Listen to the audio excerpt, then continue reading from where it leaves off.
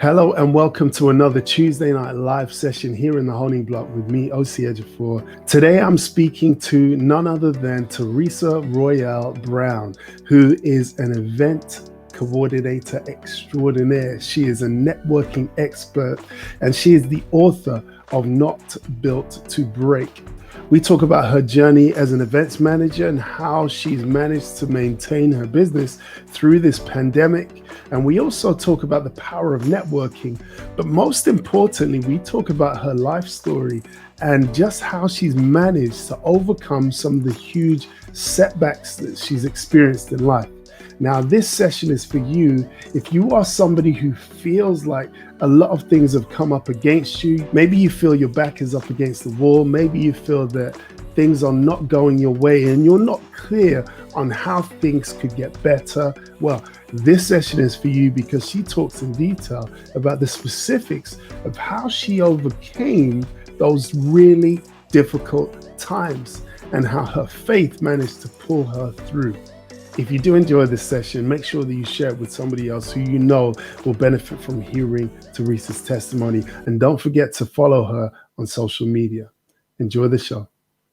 Thank you so much for joining us tonight. I know that there are so many things that when I thought about having you on the show, there are so many different angles I could talk to you about. We could really get into the networking side of things. We could really get into the event side of things. We could really get into your story in terms of the overcoming adversity side of things. So I figure let's talk about all of them. Is that all right? Let's just talk about all of it. That's fine. Everything. Let's do everything. So yes, for those people who don't know you, I know I've done a little bit of an introduction, but tell people a little bit about who you are and how you came to be where you are today in terms of your events management and networking. Well, awesome. Well, thank you so much again for having me. I appreciate you.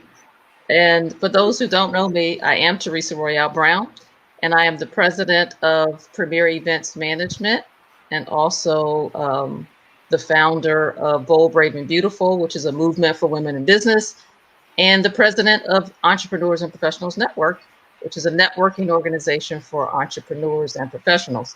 So how did I get to all of this? I know it's a weird way, but also a little bit of a tragic way because I started off in corporate America for many years. And in 2004, my mother tragically dropped dead. And I know when I tell people that, I don't like to tell people that story, but she literally dropped dead. And the day she did, I said, I got to do better. I've got to leave a legacy for her. And it was a tragic time because we still to this day don't know why she passed away. She literally just dropped dead one day. But I had a LLC that I had on the shelf for events. I was working as an event planner, and her death just put a fire under me. And literally the next year, I actually jumped out on my own to start my own business. So that's kind of how I ended up in the event space, doing my own event planning. And I've been doing my own event planning business since 2000. And I guess about 2006 is when I actually really jumped out there and did it on my own. So that's how I ended up here and how I ended up networking. Just as he said, I was at an event and somebody overheard me kind of giving some networking advice. And I kind of fell into teaching it. They were like, do you teach this? And I'm like, no, I really don't. And eventually I ended up having a couple of classes and started teaching networking. So it's kind of weird how I ended up being an entrepreneur, and also weird how I ended up being a networker extraordinaire. So that's my story, and I'm sticking to it. I love that. That is your story you're sticking to. It's so just interesting. My heart goes out to you in terms of how you lost your mother, because the reality is we can't see things like that coming. Nobody ever wants to prepare for things like that or even consider it for it to happen so suddenly like that. Mm-hmm. Sometimes in the moment, you kind of find it difficult to see great things are going to come out of this. Now, absolutely. You've said that was kind of like the catalyst for you, right? In terms of everything else. At that point in time when you were grieving, did you kind of have in your mind in any way, what was the trigger point in that? What was the transition out of that? Because that really interests me. People deal with grief differently. People deal with hard times differently. So it seems that you seem to handle it very well. What was it during that time that helped you to deal with that?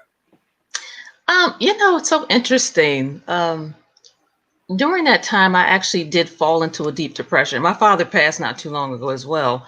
But when my mother was the first parent that I lost. And so when she passed, I actually did fall into a little bit of a deep depression. Luckily, at the time, he was my boss. He encouraged me to go to an event planner conference. Believe it or not, I don't even tell people this story, but it was in Hawaii in 2004. It was in Hawaii. And my mother passed in June. And so the event planner conference was in October.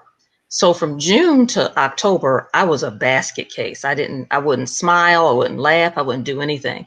And one day he called me in his office. He said, "Hey, you've been asking to go to this event planner conference, and I want you to go ahead and get a ticket. You're going." And I'm like, "Oh, I don't want to go." Now, who turns down a trip to Hawaii, right? But I'm like, I don't want to go because I was so depressed.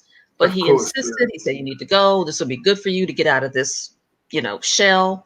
The crazy thing is, I did go. At the time, I was single. I had just gone through a really crazy divorce, so I had a lot of stuff happening in 2004. And I remember going to that conference, and I actually went out to the beach. I was there for like 4 days, and every day I would go out to the beach, and I just sat and just listened to the waves. And I actually think I had that time to really talk to my mom. And it was just the most surreal situation. I don't know why I don't share this story with people. Thank you for bringing this back to my remembrance. But that's all right.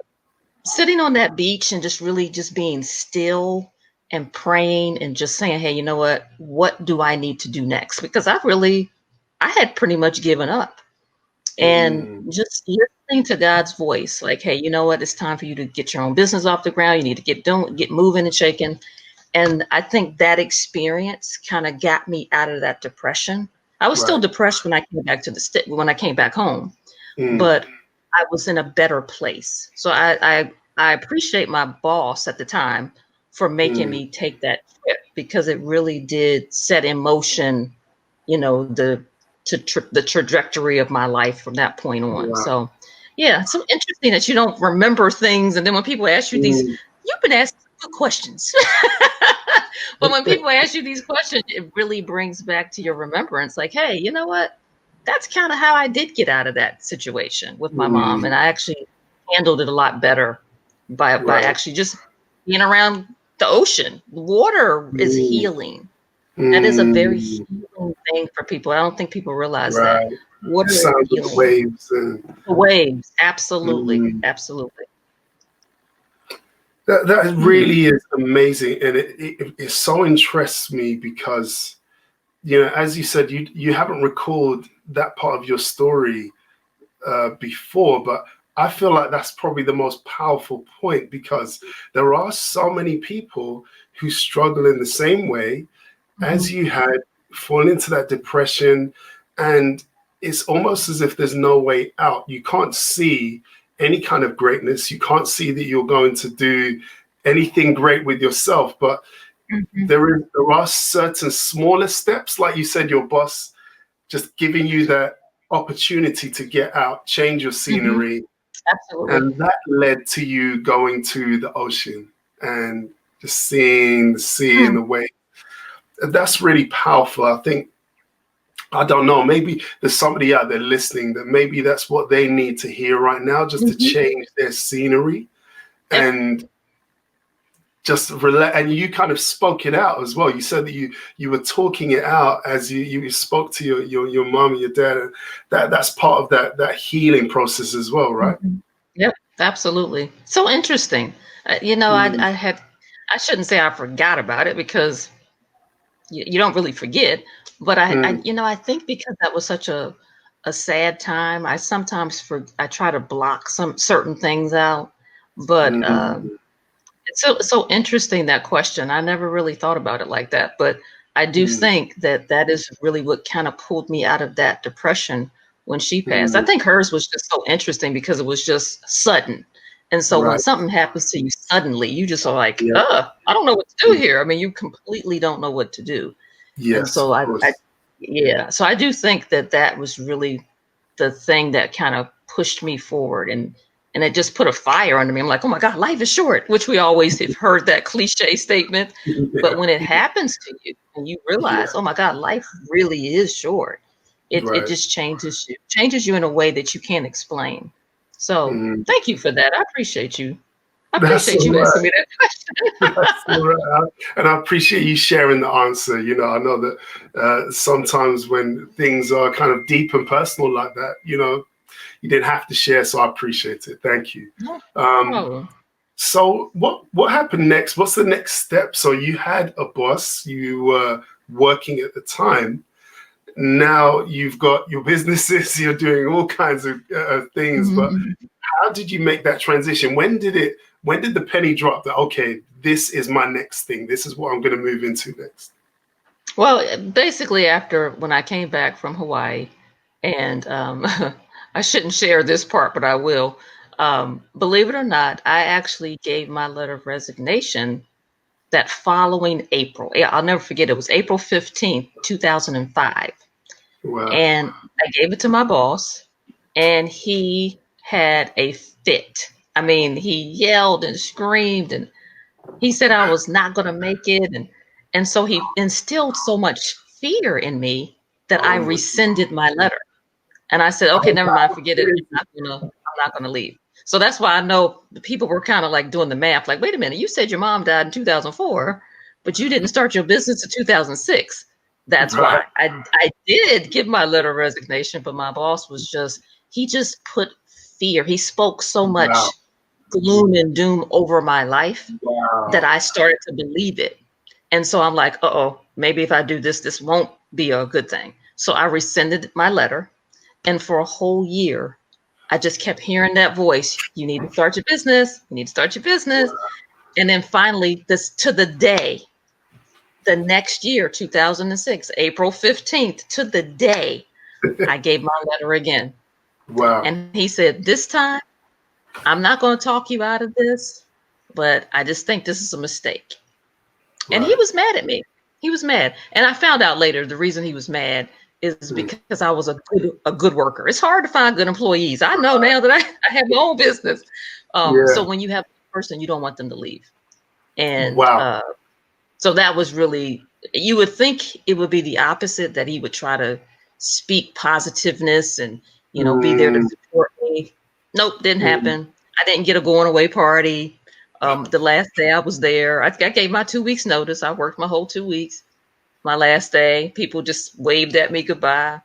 He wouldn't let them do a party for me. It's crazy. But Wow. you got Wow. to do what you got to do. A lot of people don't know that part of my life either. But Most certain definitely. things fuel you to do better. Certain Mm. things fuel you to keep going when people Right. speak negative over your life. You got to Right. be someone to say, hey, listen, this is what God has told me to do, and I'm going to Yes. just so. Yes.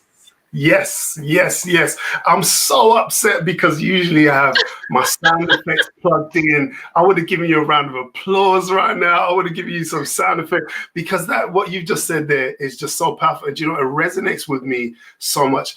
I have to say, I've interviewed some great people, some people with some amazing stories, phenomenal stories. But it's sad to say that there's not a single person, well, maybe the majority of the people that I've interviewed have all had problems and issues at work. Every Every time. single one of them.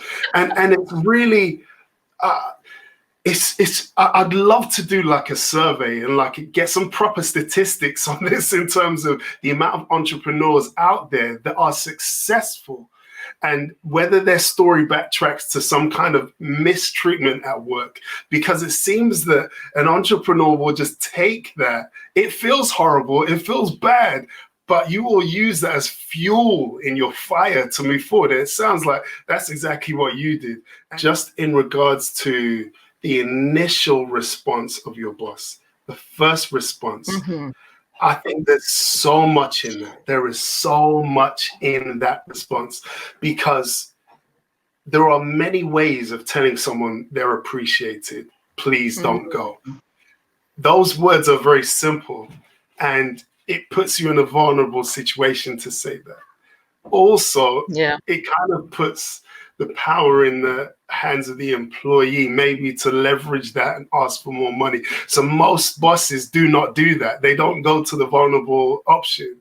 They will do exactly what happened to you, and they will instill fear in the Fear. employee. Yep. I think that's so bad. It's terrible, because It is. lesser people really do crumble and cower, and they end up being trapped in this job for the rest of their working life. I think it's really bad. Yep. Really bad. And Mm-hmm. it forced you into an extra year that you didn't want to. You didn't want to be there. You're ready Yeah. to leave. I was ready to leave. Yep. But it did. It forced me into another year because I was scared, Wow. and that's you shouldn't do that. We do our employees a disservice. If they're Mm, ready to go and do something different, you got to let them spread their wings and yes. fly. Yes. You just have to let Yes. them do that. And so, you know, Yes. Yes. yeah. It's interesting. In all of my experience at work, 15 years experience at work, I feel like I've I have been allowed to grow. I've been restricted from growth in certain places. I've Hmm. been allowed to grow, but I can't recall ever being encouraged to grow in the workplace. I don't remember one person who sat me down and said, look, I see potential in you. I'm going to help you to grow. You're going to be the next whatever. I've never experienced it. And I've always used that as fuel, Yeah. because to me, it's like, okay, I see you encouraging that person over there. I see this person getting some help and encouragement. I'm kind of being left to do my thing. Okay, I'm going to use that as fuel to be the best that I could ever be. And I think, yeah, there's something about that. There's something to that. And this kind of comes into, we're not going to talk about it yet, but it kind of comes into the theme of your book, because it's that point at which something really feels like it's just going to snap, it's going to break. But Hmm. actually, it doesn't. It doesn't. And actually, you kind of turn it around and you kind of use it as, like, I don't know, some kind of weapon or stick or fuel in your fire, whatever it may be, to help you along. I think it's interesting transition. So I'm going to back up, because I'm getting your answers are making me passionate. I love it. I see it in you. Very good. Yeah, I guess. And I get, because I'm in my sofa as well. I'm relaxed here. I'm relaxed. But yeah, so what I want to talk about. So you have now handed in your resignation. You are now going to start your business. Did you feel, okay, networking is the most important thing here, or the events process is the most important thing here? Which was at the forefront of your aims when you started your business? Definitely the events. Events are my passion. That is just who I am. Um, Anybody that knows me, most of the time they know me as an event planner. That's just who I am. The great thing with events is you can network at the event, if that makes sense. So Mm-hmm. you can't have the networking piece if you don't have the event at all. So it's so interesting. That's an interesting question, but I definitely think that the event part of me is always the forefront. That's what I lead with. Even when people meet me, if I go to a networking event today and I introduce myself, I will say, I am Theresa Royal Brown. I am an event producer extraordinaire. I lead with that, even though I'm an author, I'm a speaker, I do other things, I train people, I'm a master networker, I do all that other stuff. But when I go to a networking event, I introduce myself as the event producer extraordinaire. And so sometimes I struggle because I have so many parts of me that I do. But the core of who I am, I had to learn this. The core of Theresa is an event planner. That's just who I am. Um, it's just I can't get away from it. It's my husband said it's an extreme, severe passion. I don't know if it's a good thing. Or I don't know if it's a bad thing. But This is he what I'm said trying to figure out. When he said extreme. that, what's he saying in like, this is an extreme, severe passion? Or was he like, this is an extreme, severe, you know, different ways Yeah, that can be said. it's extreme and severe. So yeah, so I definitely think the event, that's really who I am, that drives me. That's Theresa Royal Brown in a nutshell. And then everything else falls under that umbrella, if that Right. makes sense. Yes, yeah, definitely, definitely. So, event planner extraordinaire, when you plan events, in fact, let's go to when you attend events that you haven't planned. You're at Mhm. someone else's event now. What goes through your mind? Are you like kind of super like attention to detail, looking at things? Like, do you kind of scan it, scrutinize it? Do you get points? How does it work? And what is the most common error that you see people make when it comes to planning events too? Well, okay, let me just make this announcement. I'm going to share something with your viewers that I've not had an opportunity to ever share. So I appreciate you giving me this platform because I want to make this announcement. Fantastic. Attention, everyone. When I'm I going to put come you on to full your screen. event, I'm getting out of the way. You go ahead. so when I come to your event and you know that I'm an event planner, I am not scrutinizing your event.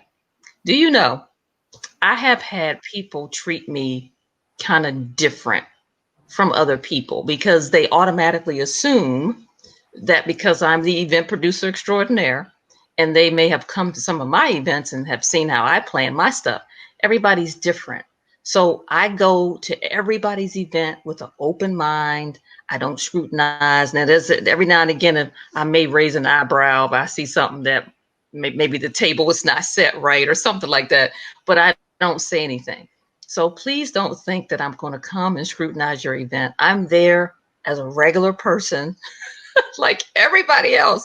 So I just want to make that announcement because I have had some interesting situations happen by attending other people's events. So to answer the other part of that question, what is the biggest mistake that I see? And it's not going to be what people think.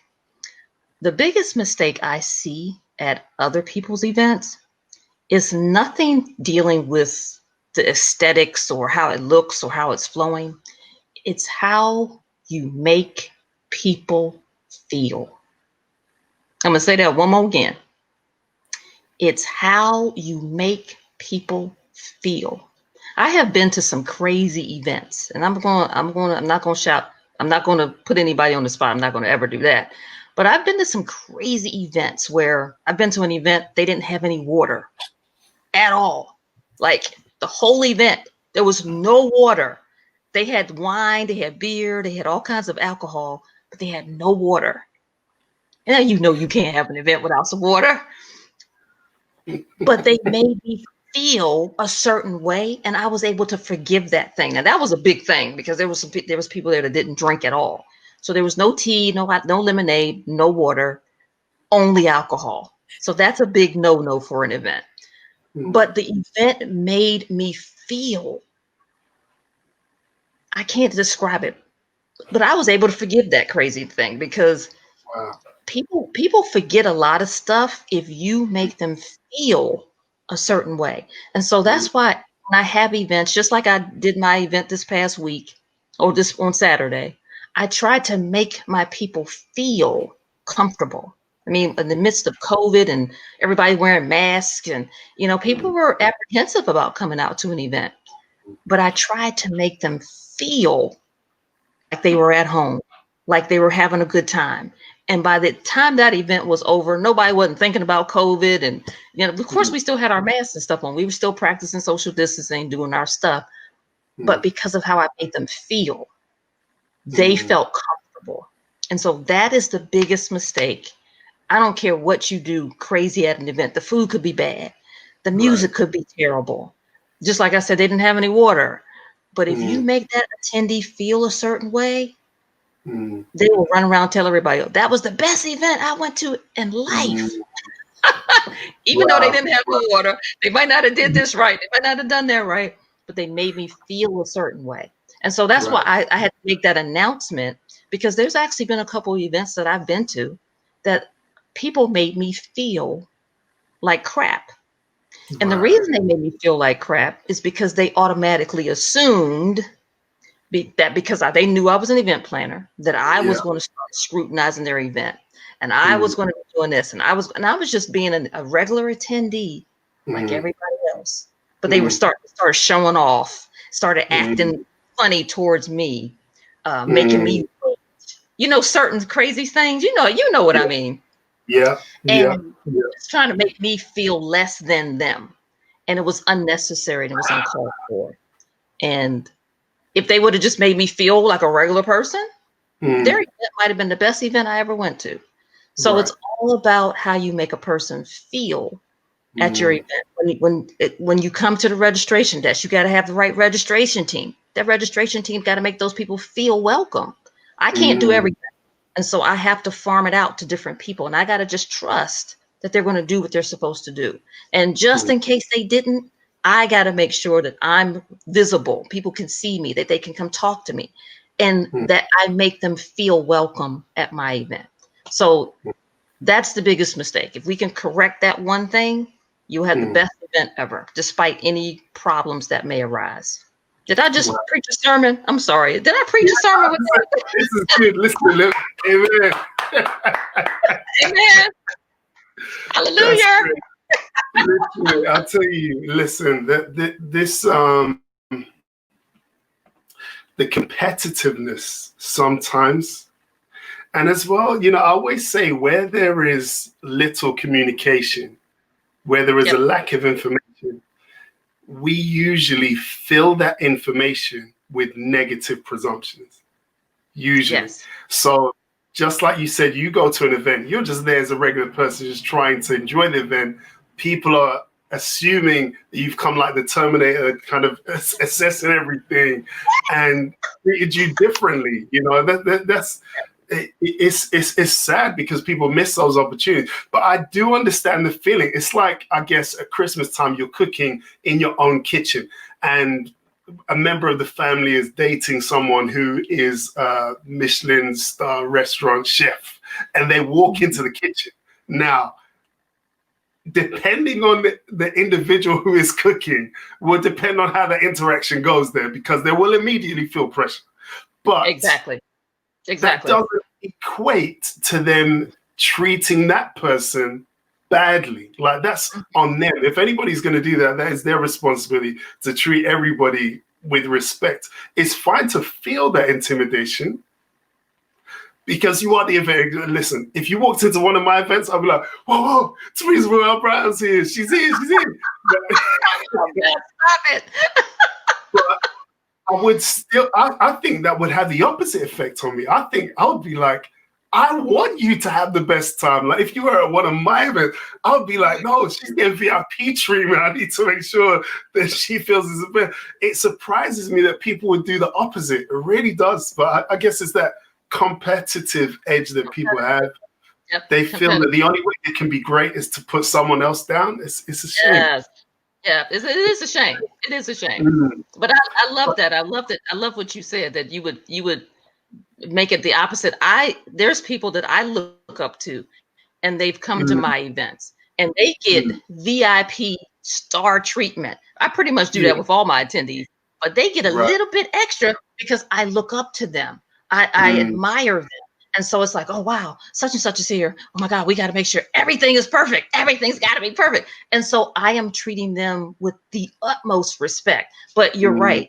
It's that little word, that competitiveness, when I'm not trying to be competitive at all. I'm just glad to be at your event. I'm there to support you. Yeah. And that's another announcement. That's another big announcement. If someone comes to your event, I don't give a crap who they are. They're coming to support you. They're coming to support your vision. And you really got to treat them like a VIP. That's why I say I try to do with all my attendees. I try to treat them like VIPs. But certain folks, like this past weekend, we had my awards event. So my awardees, I was treating them like rock stars because that event was for them. And so, you just gotta treat, it goes back to what I said, make people feel a certain way. You got to treat people with utmost respect, especially when they're coming to your event. And I really was trying to do that on Saturday because these people didn't have to come out the house. People are still scared to come out during this pandemic.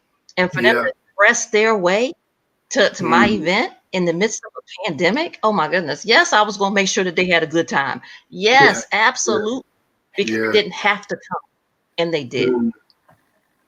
Definitely. And that leads perfectly into my next question, because events, COVID-19, pandemic, lockdown, all of these things, it doesn't go together. So how have you adapted during this time?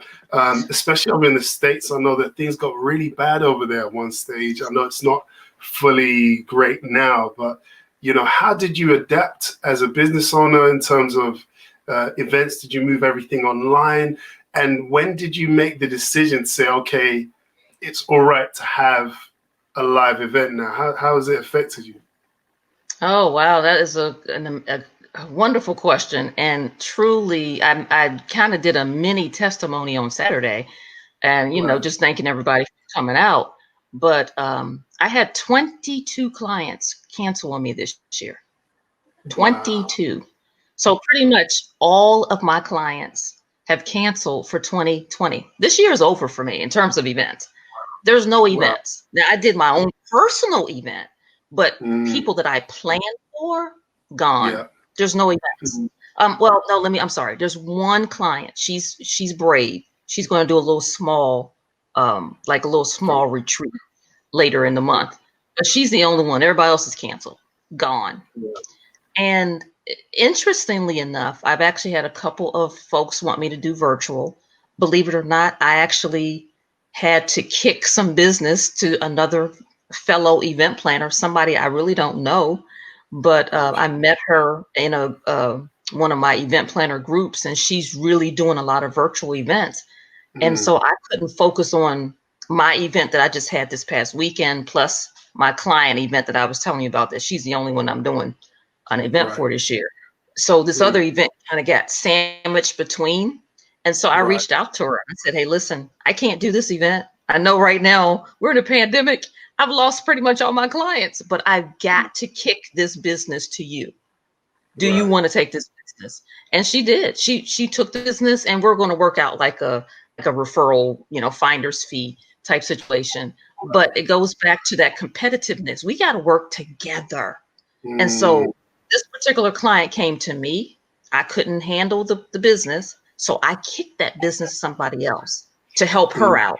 So in this season, and this is going back to your question, this is how I'm handling it. In this Mm. season, we can't be afraid to work together. Half a Mm. loaf, a quarter of a loaf, a third of a loaf is better than no loaf. Okay. Yes. So Yes. I knew I couldn't handle that client. I knew I had too many other things going on. She Mm. came to me, but I was strong enough in who I am that I was able to give that business to somebody else. You Mm. see what I'm saying? And some people Yeah. don't want to do that. They Yeah. want to just try to hold it and do it themselves. I knew I couldn't do it. It was too much. And I'm so Mm. glad I kicked that business to her. She's been giving me updates, letting me know, hey, listen, I'm working on this. I got to do that. And I'm saying to myself, Theresa, if you would not have given that woman that business, this would be Mm. you right now, crazy, running around. Work together. Give it to Correct. somebody else that can do. And she Mm. needs the business right now. We're all struggling as event planners. So that's kind of how I'm working Mm. this out. I'm actually partnering with other event planners. We're Mm. working together. And obviously, a Sure. lot of business has been kicked to next year. So 2021 is going to Mm. probably be, we hope, a better year. Um, Mm. it's just different right now. Just from what I did this past weekend, the hotel Mm. allowed me to have 50 people. I Right. scaled it down even further to 30 because people were still scared to come Yes. out. So Yeah. I hit that 30 number. Believe it or not, I actually had some folks that did want to come after I hit 30, but I just told them we're sold out. It's Okay. I mean, Okay. we could have had more people, but I sold it out at 30 because I wanted the people in the room to feel comfortable being Well, yeah. around 30 people. You see what I'm saying? 30 people is not a lot of people. But if Yeah. you're home all these months and you ain't been around nobody but maybe your husband or your wife or your kids, Yeah. Yeah. now you thrown in a room with 30 people, Mm. people are scared. And so I realized that. And I'm like, you know what? We're going to scale this event down. And so that this is, again, to your question, this is how we got to handle it right now. We got to scale Mm. things down. We got to go slow.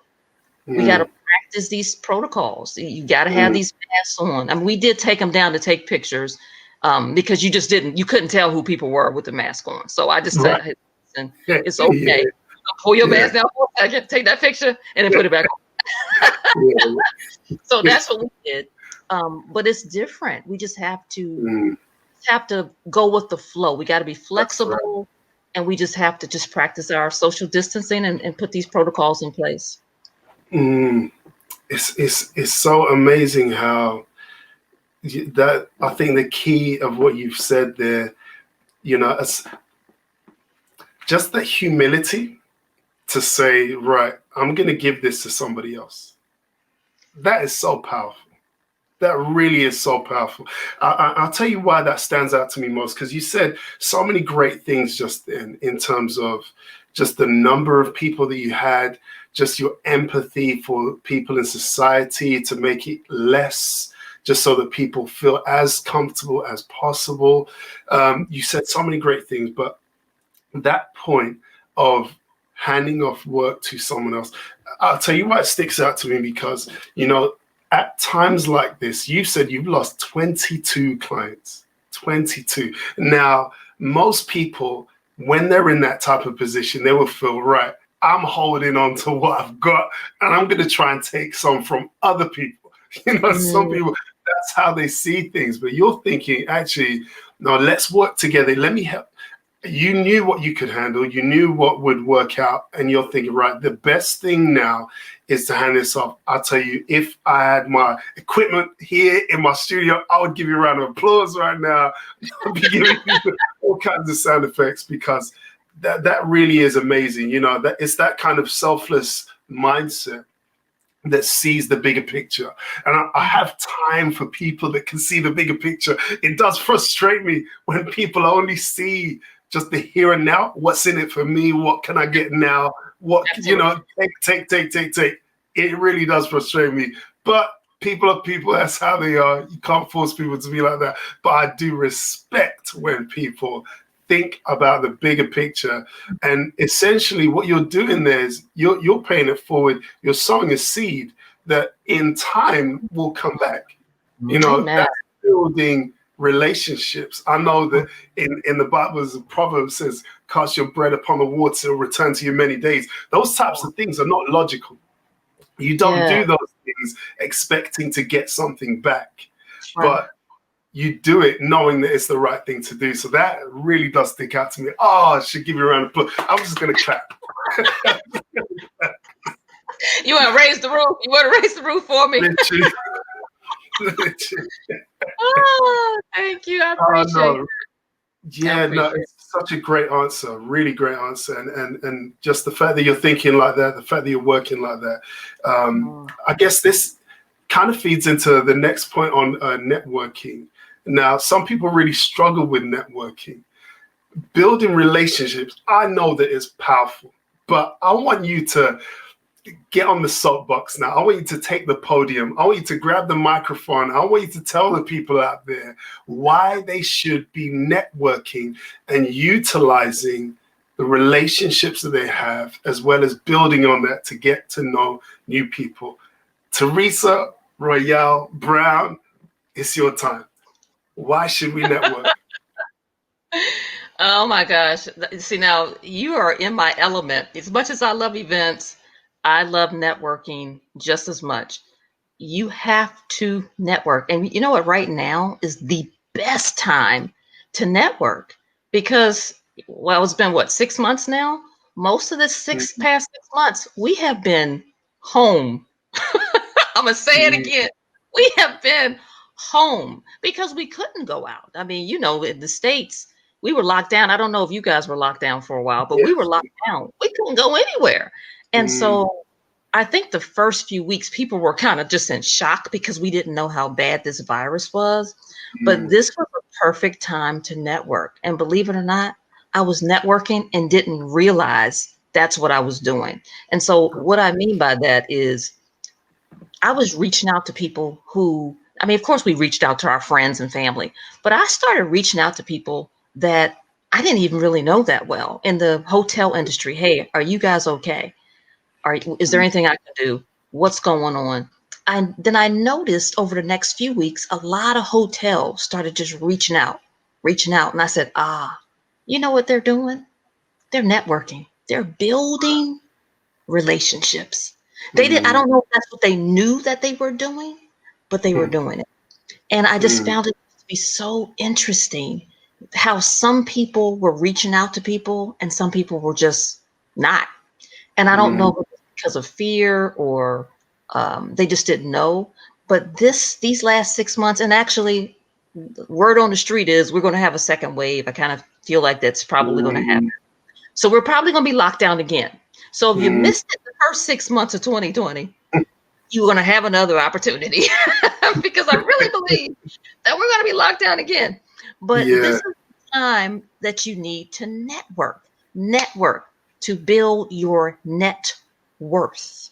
Do you know there Mm, are some people that are making more money now than they have ever made in mm, all the time that they've been in business? And it's not because of COVID per se, it's because they've been reaching out to people and they've been networking. They've been mm, going on LinkedIn. And I've actually seen myself doing this a lot more too, hanging out on LinkedIn more and just mm, inboxing people, talking to people. Hey, what's going on? How you doing? I'm Theresa. I do this. What do you do?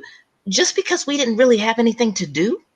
I mean, I hate to say it, mm. it sounds horrible, but Yeah. we had slowed down so much. And remember what I said, I lost 22 clients, which means I don't have to Mm, plan all these events. So, I mean, I did have to do some contract stuff.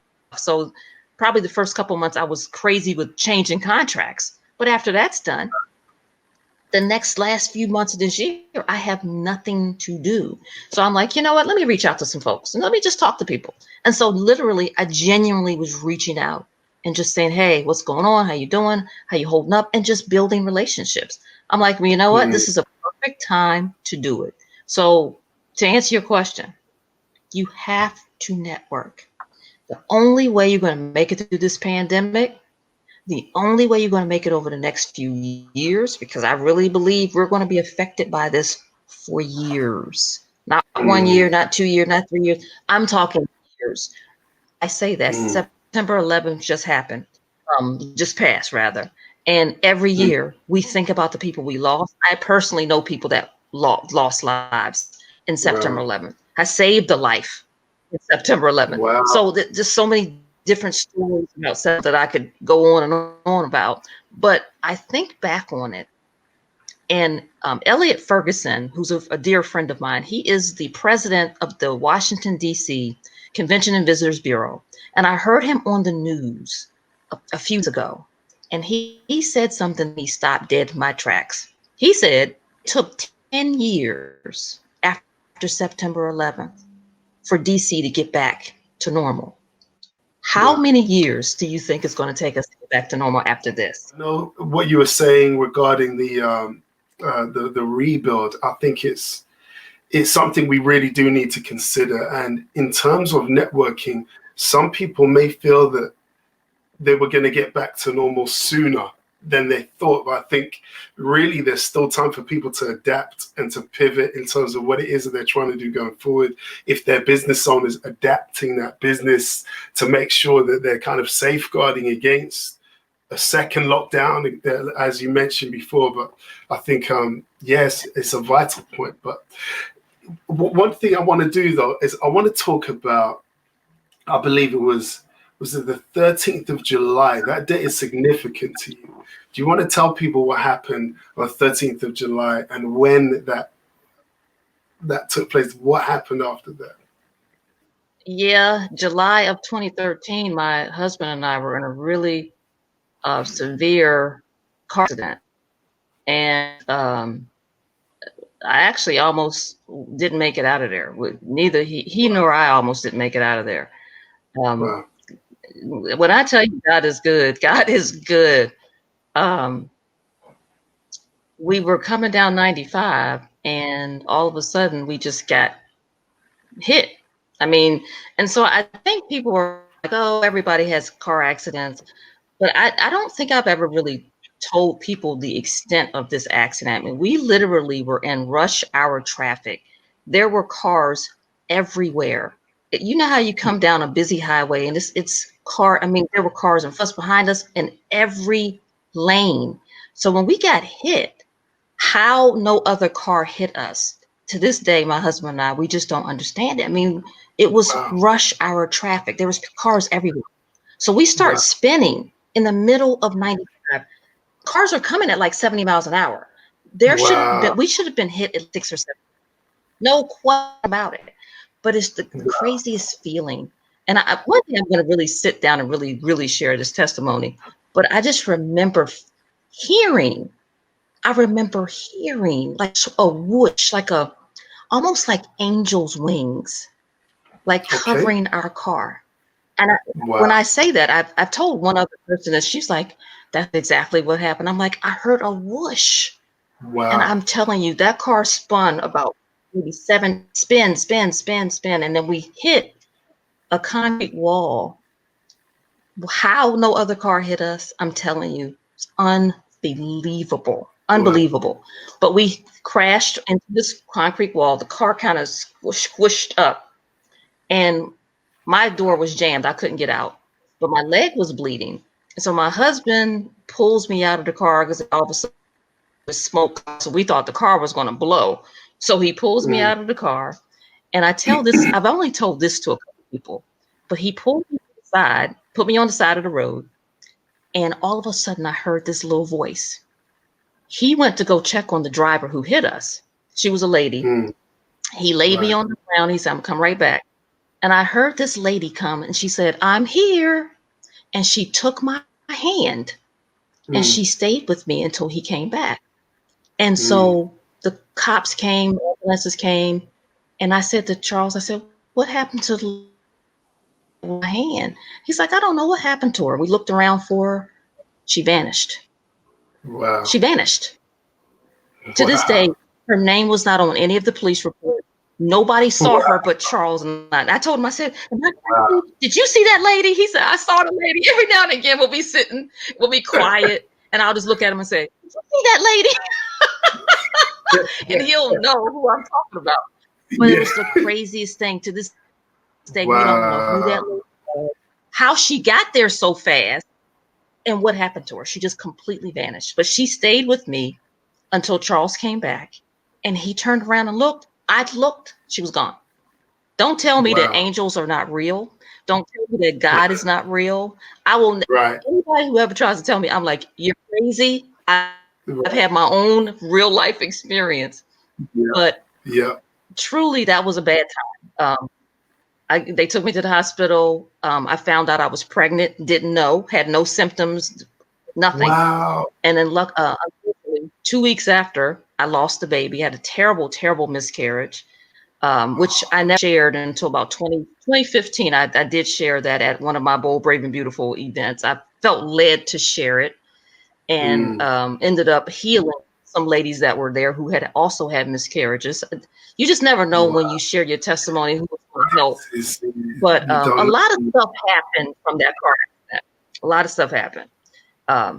And I almost felt like I was going to break. Here we go again about feeling like you're going to break, but I didn't. And I kept pushing forward, moving forward, in spite of all the craziness. That car accident changed me in a way too that I can't fully explain. The things that happen in your life that change. You're going on path.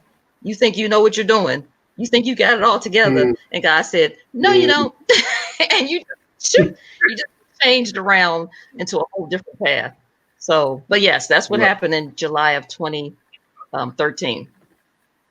I find it absolutely amazing, the fact that you can get hit and not bump into any other car during rush hour. That in itself, I don't know. I'm sure some It's crazy. statistician out there can run the numbers on the likelihood and probability of that being able to happen, but I would say slim chances to none of that being able to happen just by chance. That is absolutely. We should be dead. Yeah, We should have wow, been killed. Yeah, wow, it's amazing. And crazy, then you said crazy. this lady that comes and sits by you as well. That's interesting. That is very, very interesting. Because I'm just thinking, where did she come from? Unbelievable. Like, how did she? Where did she come from? How did she get there? You're saying that she just disappeared. Did you see that lady? She just appeared. I'm telling you. From where? Where did she come from in the first place? Exactly. Exactly. Exactly. Powerful. That's why I'm telling you. That's why I always have to say to my husband, "Are you sure you saw that lady?" He said, "Yes, she sat with you until I checked on the other driver." I said, "Oh, I just want to make sure I'm not going crazy." Wow. But it's just amazing. The way she said it. I'm here. She was so happy. I'm here. Right. I'm like, you know what I mean? Like, who are you? So yeah, it's just amazing. You just never know. You just never know. Absolutely amazing. Literally. I don't tell a lot of people that story because I don't want them to think that I'm just wacko. But I'm telling you, this lady was there, and thankfully Charles saw her too. Yeah, this is the funny thing about life and faith and spiritual events is that, you know, there's areas of education and science that will categorize that as existential intelligence, right? So the intelligence or the sensitivity to spiritual things. And certain people develop that side. Some people pretend that it doesn't exist, right? So you can either live in a bubble and say that, you know, that doesn't actually exist. Prayers don't mean anything. God is not real, etc., etc. But you know, and there's goodness me, that I don't get me started on that topic area because there's a lot out there that is pointing towards the existence of God, the very creation itself, and everything else. But I'm not even going to get into it tonight. But what you've experienced, there's not a single person on the earth that can take it away from you. Not a single person. Doesn't matter what they say. Doesn't matter what they think. Yep. You had that experience. And that is the long and short of it. It's up to them to process it, and it's up to them to explain it anyhow they want. But actually, you know what happened, and that's it. Yeah. Amazing. I know, and I can say, God is good. God is good. Absolutely amazing. Yes, He is. All the time. Oh, goodness me. We're running out of time, but I do want to kind of hone in just a little bit on this point following this accident, because I know that the book Not Built to Break came out of that time. It came out of that time period. And what I would like to know is how much time has to pass before you're emotionally able to write a book about a traumatic experience?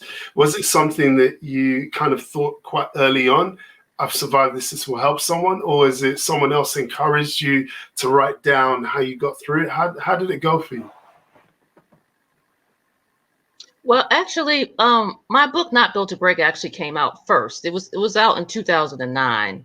I re-released it probably around 2000. I actually re-released it around that time. I had my book signing because I remember being on crutches. Sure. But I re-released it. I changed the book cover, changed a few things.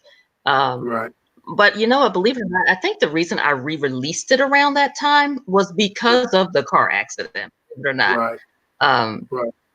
Because I was a little bit broken up in my body because I was on crutches for a little while.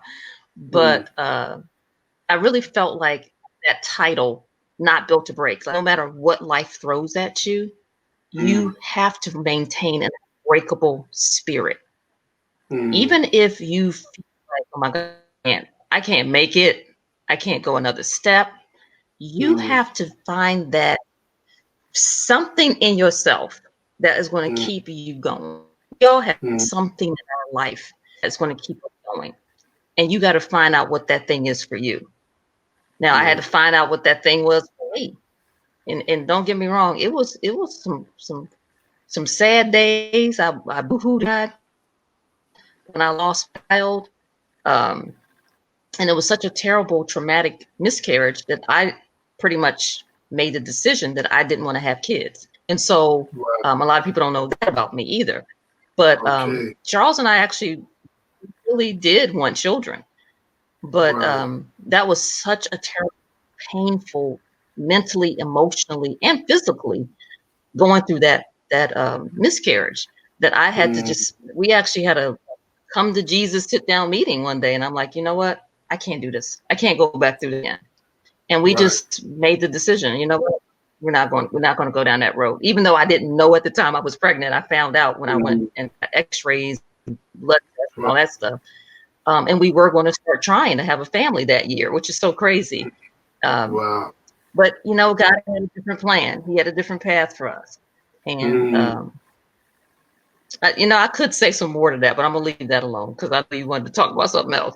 But I do think I'm really going to fully share that testimony because I think it is needed to help somebody that is going through a breakable experience. I'm going to call it a breakable experience, but you have to know that you are not built to break.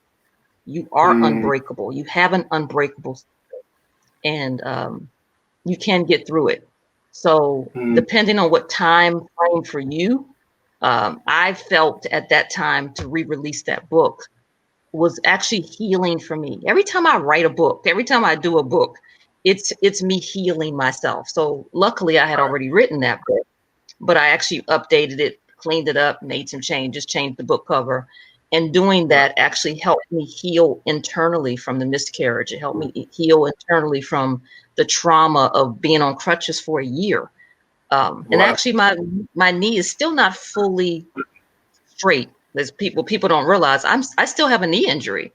I chose not to do surgery because I was told that I could be walking with a limp for the rest of my life if I got that surgery. I opted not to get it. And I've just been believing that God is going to completely heal my knee. And there are some times people don't realize this, that I'm a little wobbly when I walk. Every now and then my knee will just go out because it's not healed. But I'm just going to declare and decree that it is healed. Yes. In Jesus' name. I will never have that surgery. I'm going to be fine. I'm not going to ever walk with a limp. Amen. We got to just speak those things. Yes. That we don't see. And so that's why I'm declaring and decreeing in Jesus' name. That's it. And that's all. Amen. You touching and agreeing with me? You touching and agreeing with me? That's right.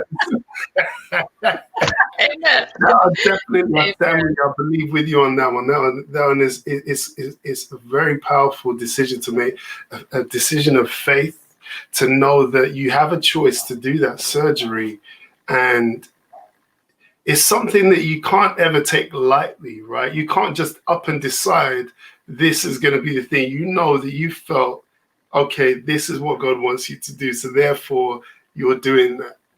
I find that amazing. Again, I wish I had my sound effects box. Give me a round. Where's the sound effects box when we need it, right? I'm telling you, my sound effects. You hear that? Yeah. Very faint, but it's usually nice. Thank you so much. I appreciate you.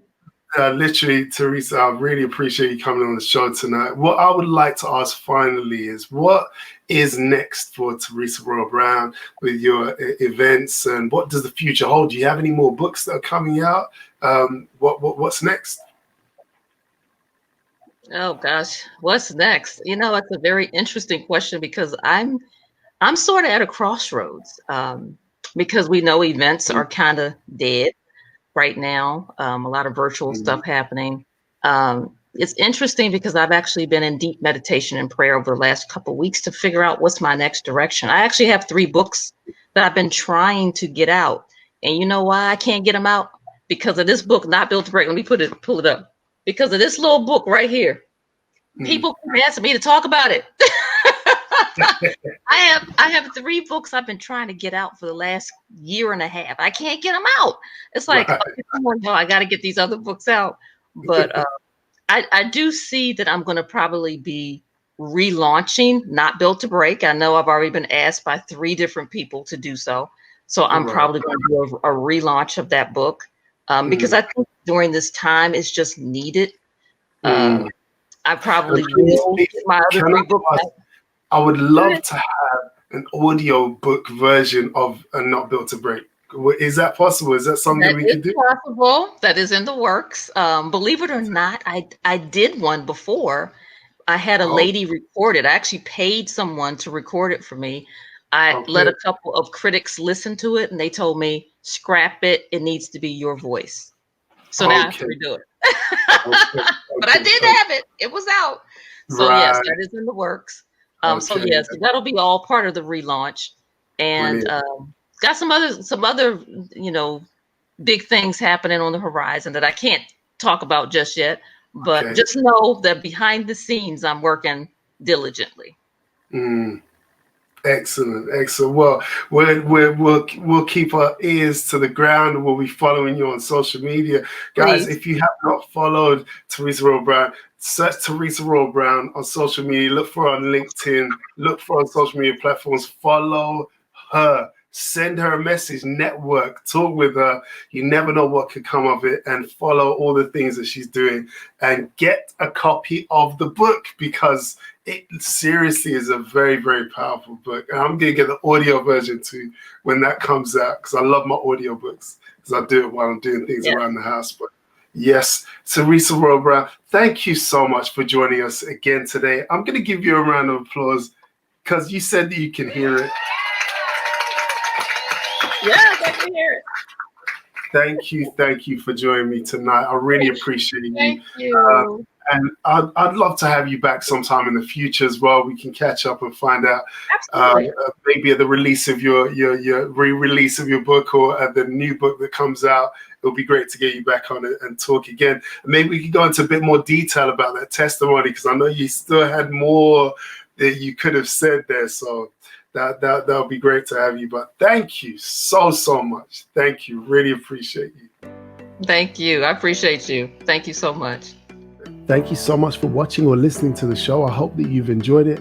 Be sure to tune in next week, where I'll be talking to Julian Hall, the entrepreneur, and we're going to be talking about all things entrepreneurship, training and development in young people, and all the things that he's been up to during this time, as well as what's coming up in his future. So don't forget to tune in next week. And of course, we've got many other episodes on our podcast and YouTube channel. So be sure to check those out. And of course, join our community, the Honing Block, where we can talk and interact. Some of our speakers are members of that group too. So you can actually send direct messages to them within that space. Thank you so much for supporting us. See you next time.